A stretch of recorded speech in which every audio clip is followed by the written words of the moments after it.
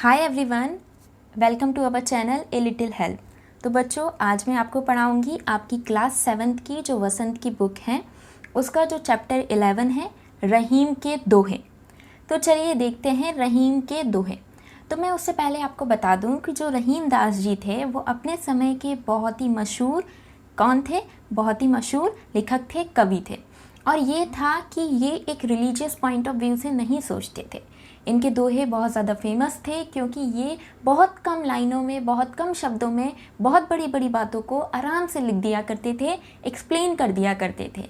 और ये एक मुस्लिम घराने में पैदा होने के बावजूद भी ये बहुत से अलग अलग रचनाओं को, मतलब सारे मज़हब की रचनाओं को रचते थे, उनके बारे में लिखते थे और उनके बारे में दोहे और बाकी चीज़ें एक्सप्लेन करते थे।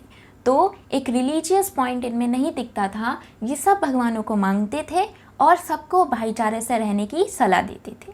तो ये एक अच्छी चीज़ आपको मैं अभी बता दूं। चलिए आगे बढ़ते हैं और पहला दोहा क्या है रहीम दास जी का, उसको पढ़ते हैं और समझते हैं। पहला दोहा कुछ इस प्रकार है। कहीं रहीम संपत्ति सगे, बनत बहुत बहुरीत, विपत्ति कसोटी जय कसे, तेई साचे मीत।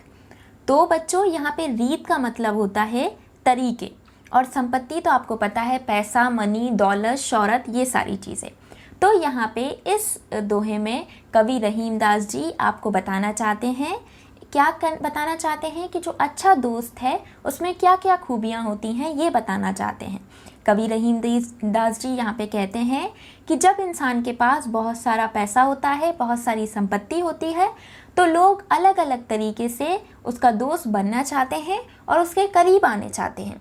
लेकिन वहीं दूसरी ओर जब उस पर कोई परेशानी आती है या उस पर कोई मुसीबत आ टूटती है तो लोग उससे दूर भागते हैं, उसकी मदद नहीं करते। तो कवि रहीम दास जी कहना चाहते हैं, आपका सच्चा दोस्त वही है जो परेशानी के टाइम पे या मुसीबत के टाइम पे या विपत्ति के टाइम पे आपके साथ खड़ा हो और आपका साथ दे। चलिए, आपको ये तो समझ में आ ही गया होगा। नेक्स्ट दोहे पे आते हैं। ये नेक्स्ट दोहा तो आपको ये जो इमेज है ये देख के ही समझ में आ गया होगा कि यहाँ पे मछली और पानी की बात आ रही है। तो आप सोच रहे होंगे मछली जल की रानी है। आप सही सोच रहे हैं। इस दोहे में भी कवि रहीम दास जी पानी और मछली के बीच का जो अटूट मोह है, मतलब उनके बीच में जो अटूट प्रेम है, उसके बारे में बताते हैं, उसके बारे में एक्सप्लेन करते हैं। चलिए देखते हैं वो क्या बोलते हैं। जाल परे जल जात बही, तजी मीनन को मोह, रहीमन मछली नीर को, तऊ ना छाड़ती छो।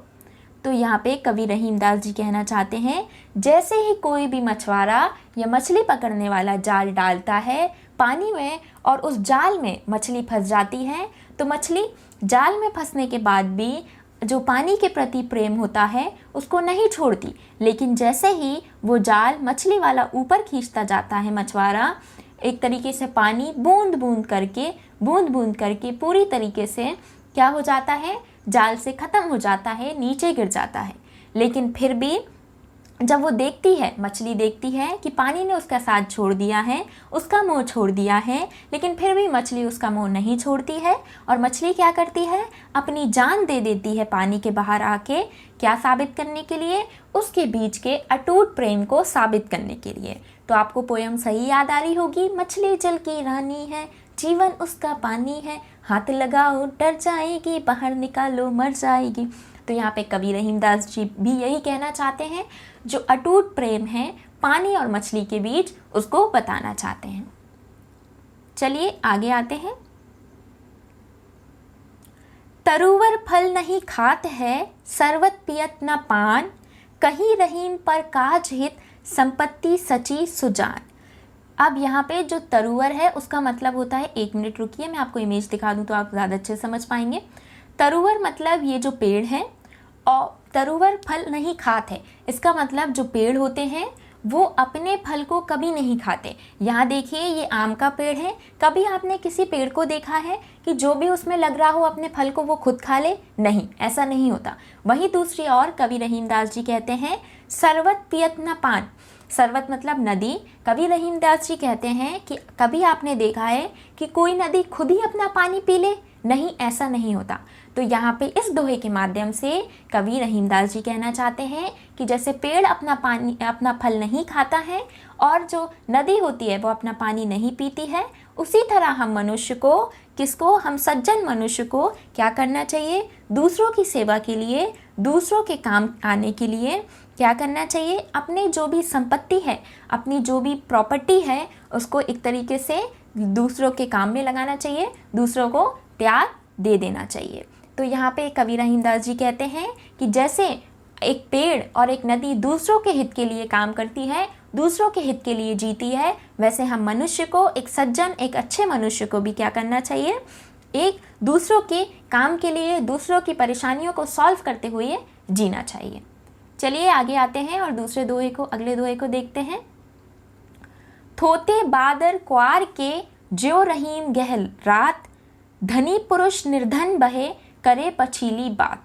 तो यहाँ पे कवि रहीमदास जी बादल जो होते हैं, क्वार के महीने के जो बादल होते हैं, उनकी तुलना एक अमीर व्यक्ति से करते हैं और वो कहते हैं कि जैसे जो क्वार के महीने के जो बादल होते हैं थोते होते हैं, मतलब खोखले होते हैं, जैसे वो सिर्फ गरजते हैं, उनमें पानी नहीं होता है, पानी नहीं बरसता है, उसी प्रकार जब जो धनी पुरुष होता है, जब कोई अमीर इंसान होता है और वो गरीब हो जाता है, तो जो गरीब इंसान हो जाता है, जब अमीर इंसान ही, तो वो गरीब इंसान सिर्फ अपने अच्छे दिनों को, मतलब अमीर के दिनों को, जो उसकी अमीर थी, जो भी उसके पास था, जब उसके पास सब कुछ था, उन्हीं दिनों को सोच के वो अपने आप को क्या करता है, गरजता रहता है, दूसरों को अपनी खूबियाँ बताता रहता है।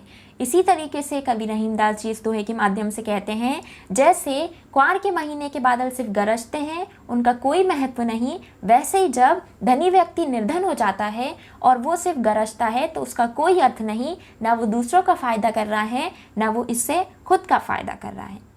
चलिए ये जो आखिरी है इसको देखते हैं। धरती की सी रीत है शीत घाम और मैं, जैसी परे सो सही रहे त्यो रहीम ये देह। तो यहाँ पे कवि रहीमदास जी हमारी जो बहुत ही ग्रीनरी प्लानेट, जिसको हम मदर अर्थ बोलते हैं, उसके बारे में बोलते हैं और वो कहते हैं कि जैसे धरती है वो सारी कंडीशंस को चुपचाप झेलती है, जैसे कि शीत को, मतलब सर्दियों के दिन को, बर्फ़बारी को भी, घाम को, सूरज की तड़पती सर्दी, जब गर्मी होती है तो क्या होता है, बहुत तेज़ धूप होती है, तो उस धूप को भी, और बारिश में पानी को भी धरती चुपचाप झेलती रहती है, किसी से कोई शिकायत नहीं करती। वैसे ही रहीमदास जी कहते हैं मनुष्य को अपने शरीर को धरती की सी बनाना चाहिए, मजबूत बनाना चाहिए, कि वो हर कंडीशन में क्या कर सके, सरवाइव कर सके और अच्छे से रह सके मजबूती के साथ। तो यहाँ पे ये जो उनके दोहे हैं वो यहीं समाप्त होते हैं। तो आपको यहाँ पे बहुत अच्छी अच्छी चीज़ें सीखने को मिली होंगी और बहुत अच्छे अच्छे मीनिंग्स भी समझ में आए होंगे। चलिए अब हम मिलेंगे नेक्स्ट वीडियो में, तब तक के लिए बाय, टेक केयर। अगर आपको ये वीडियो अच्छी लगी हो तो हमारे चैनल को सब्सक्राइब करिएगा और बाकी वीडियोस देखने के लिए प्लेलिस्ट को चेक करिएगा।